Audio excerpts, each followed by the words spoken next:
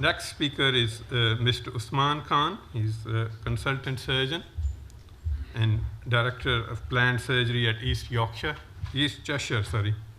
He will share his experience of treatment of malignant conditions in elderly. Thank you very much.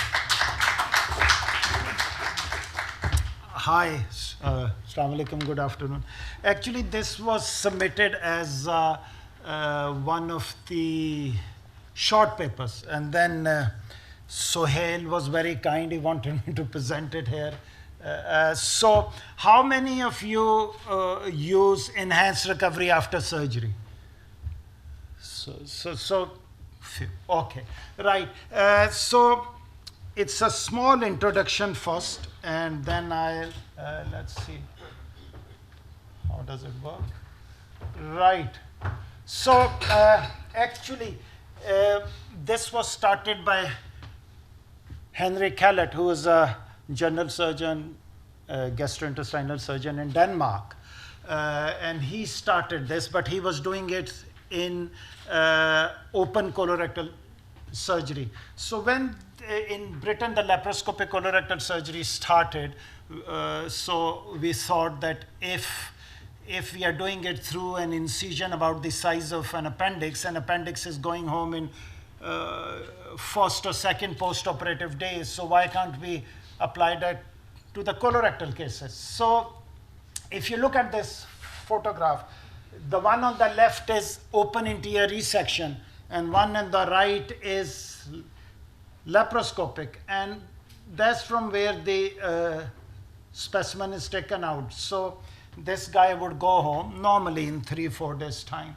So what is enhanced recovery? Actually, it's a peri-treatment protocol which consists of several steps, and so that patient can go home early, and it would have a cost benefit effect on NHS. So we reduce the length of stay. The complication rates after major colorectal surgery are reduced, and but the most important thing is without compromising patient safety, because Henrik Kellett has, although popularized this around the world, but he never told us that his readmission rates were 25%. Our readmission rates in UK are about 3% after enhanced recovery, because he was sending his patients home on the first or second post-operative day. There are 4 elements to the enhanced recovery program, in which there is a very detailed pre-operative assessment, planning, social workers are involved. Then we reduce the stress of surgery by short-acting anesthetics, avoiding fluid overload, pain relief, laparoscopic surgery, and structured approach to the post-operative pain relief, and of course early mobilization. So the benefit to the patients are shorter hospital stay, so that avoids the risk of nosocomial infections, ability to return to their own environment. Most patients are keen to return home at the earliest opportunity, unless their mother-in-law stays with them. And benefits to the hospital, of course, better use of beds, ability to accommodate more patients, and avoid complications or extra expense due to the nosocomial infection. The longer the patient stays in the hospital, they're more prone to infections. So we looked at this is the picture of the East Cheshire NHS Trust. That's the hospital. It's a beautiful part of the country. And that's the pond here. We have ducks there, but all those ducks are dying because of lung cancer. And whenever I do my ward round, I say it loudly, so that all these patients who go and sit here and smoke in this pond, and that's obviously affecting the ducks anyhow. So colorectal cancer, as we know, is the third most common cancer in the Western world. In UK, 40,500 patients will have colorectal cancer every year, and more than 16,000 will die. Lifetime risk of all of us is 1 in 19, all of us who live over here and consume diet over here. So what's our protocol? We put them on low residue diet low residue diet for 2 days. They are able to take all the carbohydrate loading up to 4 hours, and they will take oral fluids, clear fluids up to 2 hours before surgery. We don't give them any bowel prep. Low interior sections will only have a phosphate enema. They all take a heavy scrub shower before surgery. And post-op, of course, if it's an open resection, they'll have epidurals or patient control anesthesia. But for laparoscopic surgery, they may just have oxynom tablets, codeine, or maybe tab block. And we take the urinary catheter out on the second post-operative day. But the most amazing thing of these cases are the next morning when you come to the ward, you see them sitting out, having breakfast, and pain-free. So the group consists of consultant surgeon, anesthetist, pain team, dietitian, pharmacy.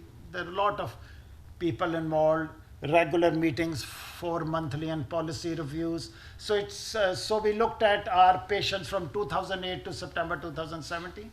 The hospital covers about 450,000 population. And actually there are 3 dedicated colorectal surgeons, not 5. If you look at it, 629 patients went through ERAS, enhanced recovery after surgery. The data shows that there is no difference in age, ASA grade, BMI. Elective laparoscopic were 424 and open were 205. Outcomes. The operation time is obviously a bit longer for laparoscopic surgery, but there was no difference in the lymph node harvest. Length of stay is noticeable.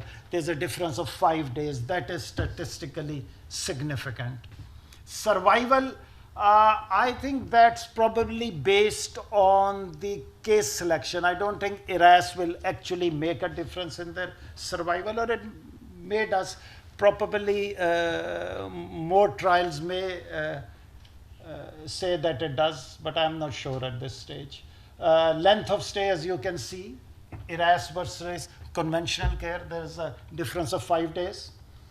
Complications again are the same. There is no difference. The highest is ileus, which I failed to understand actually why after laparoscopic surgery, but you usually see them after right hemicolectomies in laparoscopic surgery, because probably we're dissecting the area of stomach, so that causes ileus. I've been unable to work it out, and I've spoken to a lot of colleagues, even from St. Mark's, and there is no explanation for that yet. The next is hospital-acquired pneumonia, wound infections, obviously the common complications. So there were some patients who we had to take them off ERAS. Those patients who had any cardiac events or hospital-acquired pneumonia, leaks, large abdominal collections.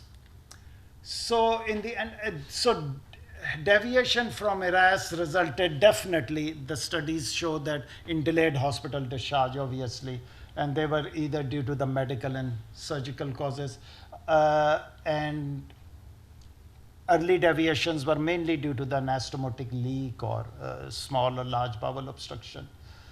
What we also saw was that the patients who came from poor socioeconomic background, ERAS, we were unable to apply ERAS so well in that, because due to their home conditions, they were not able to go home early, and they stayed on in hospital for days or weeks extra in spite of being on ERAS.